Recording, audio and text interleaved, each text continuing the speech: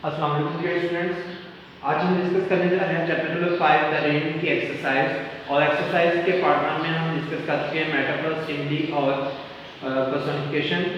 आज के इस वीडियो में हम डिस्कस करेंगे वर्ब, ट्रांजिटिव वर्ब और intransitive verb.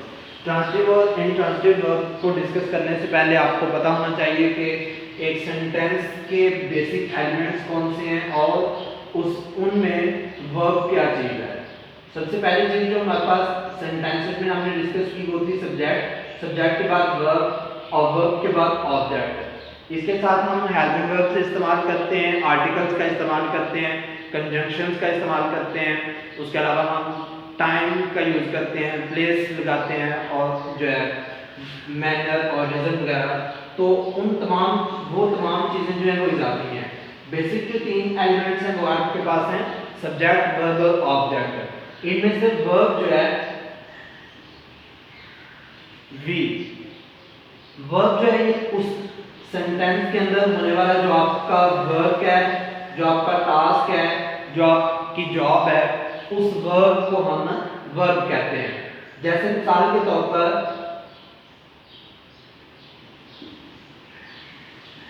I teach English, तो इसमें काम क्या हो रहा है, सिखाना या पढ़ाना। तो टीच जो है ये हमारे पास वर्ब है और आई जो है यानी कि डूअर ऑफ द वर्ब जो है उसको हम सब्जेक्ट कहेंगे और जिस चीज के ऊपर काम किया जा रहा है उसको हम ऑब्जेक्ट कहते हैं। अब ऑब्जेक्ट जो है वो दो किस्म के हम यहाँ डिस्कस करेंगे। एक ट्रांजिटिव वर्ब्स को हम दो किस्म को डिस्कस करेंगे, एक ट्रांजिटिव वर्ब्स और दूसरे इंट्रांजिटिव वर्ब्स। जो जुमला हमने यहाँ लिखा आई टीच इंग्लिश, इस सेंटेंस में टीच लफ्ज के बाद हमें इंग्लिश लफ्ज की जरूरत पड़ी। इसी तरह से अगर हम कोई और सेंटेंस लिखते हैं, मिसाल के तौर पर आई टेक टी,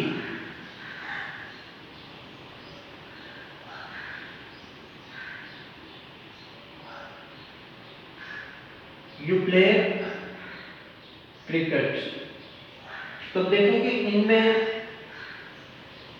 वर्ब के बाद हम ऑब्जेक्ट्स का इस्तेमाल कर रहे हैं।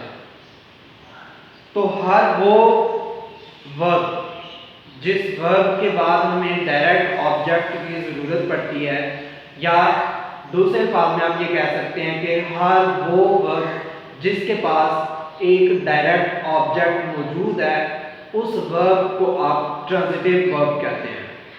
हर वो वर्ब जिसके पास एक डायरेक्ट ऑब्जेक्ट मौजूद है उसे आप ट्रांजिटिव वर्ब कहते हैं। यहाँ टीच के पास इंग्लिश मौजूद है, टेक के पास टी मौजूद है, प्ले के पास क्रिकेट मौजूद है।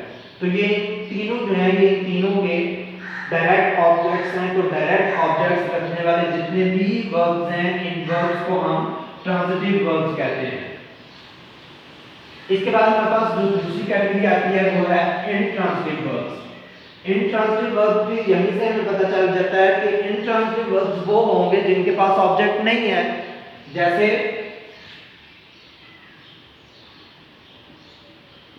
आई गो टू कराची,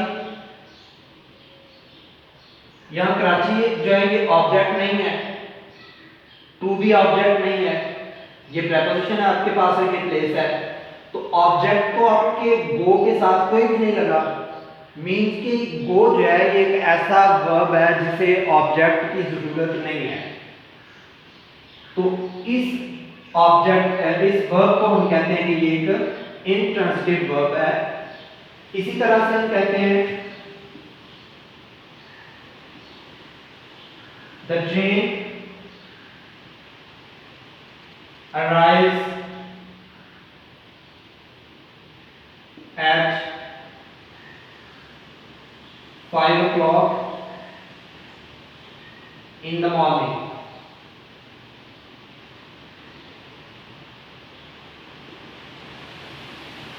तो अराइव के बाद जो आपने अल्फाज लिखे इनमें से कोई भी ऐसा लफ्ज नहीं है जो यहाँ ऑब्जेक्ट का काम कर रहा हो, जिसके ऊपर वर्ब का डायरेक्ट इफेक्ट हो रहा हो। तो इसका मतलब है कि अराइव लफ्ज जो है ये भी हमारे पास एक ऐसा ऑब्जेक्ट ऐसा वर्ब है कि जो इंट्रांजिटिव है। गो, अराइव। इसी तरह से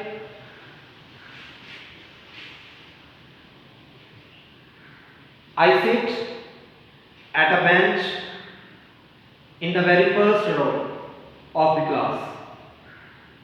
तो यहां sit के बाद भी कोई डायरेक्ट ऑब्जेक्ट आपके पास नहीं है। तो वो तमाम अल्फाज, वो तमाम वर्ब्स जिन वर्ब्स के बाद आपको डायरेक्ट ऑब्जेक्ट की जरूरत नहीं होती, उन तमाम वर्ब्स को हम कहते हैं कि ये इंट्रांजिटिव वर्ब्स हैं। अब हमारे पास एक तीसरी कैटेगरी आती है वर्ब्स की कि जिसमें दोनों तरह से इस्तेमाल होने वाले वर्ब्स मौजूद हैं। यानी कि उन वर्ब्स के बाद आप ऑब्जेक्ट लगाएंगे तो वो ट्रांजिटिव के तौर पर इस्तेमाल हो रहे हैं, अगर आप उनके बाद ऑब्जेक्ट नहीं लगाते तो वो इंट्रांजिटिव के तौर पर इस्तेमाल हो रहे हैं। अली सिंग्स, अली गाता है।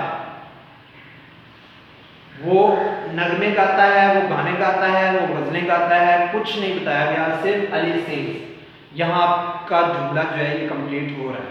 और सिंग जो है ये आपके पास एक वर्ब है, इस वर्ब के बाद आपने कोई भी ऑब्जेक्ट इस्तेमाल नहीं किया, मीन्स कि आपने इसको एज एन इंट्रांजिटिव वर्ब इस्तेमाल किया। लेकिन अगर आप कहते हैं अली सिंग्स सॉन्ग्स, तो हमारे पास एक डायरेक्ट ऑब्जेक्ट मौजूद है, मीन्स के इस सेंटेंस में आपने सिंग लफ्ज को एक ट्रांजिटिव वर्ब के तौर पर इस्तेमाल किया कि उसके पास अब एक डायरेक्ट ऑब्जेक्ट मौजूद है। तो तीन कैटेगरीज हमने डिस्कस कर ली वर्ब की, ट्रांजिटिव, इंट्रांजिटिव और बोथ, यानी कि जो ट्रांजिटिव के तौर पर इस्तेमाल हो जाते हैं और इंट्रांजिटिव के तौर पर भी। तो मैं ब्रीफली रिपीट कर देता हूँ कि ट्रांजिटिव वो वर्ब्स हैं जिनके साथ हमेशा आपको किसी ऑब्जेक्ट की जरूरत पड़ती है, इंट्रांजिटिव वो हैं जिनके साथ आपको ऑब्जेक्ट की डायरेक्ट जरूरत नहीं पड़ती, और बोथ वाली कैटेगरी में वो तमाम वर्ब्स आएंगे जिनके साथ आप ऑब्जेक्ट इस्तेमाल कर भी लेते हैं और नहीं भी करते। इसके साथ ही हमारा ये ग्रामर पोर्शन जो है इसका चैप्टर 5 का कंप्लीट होता है।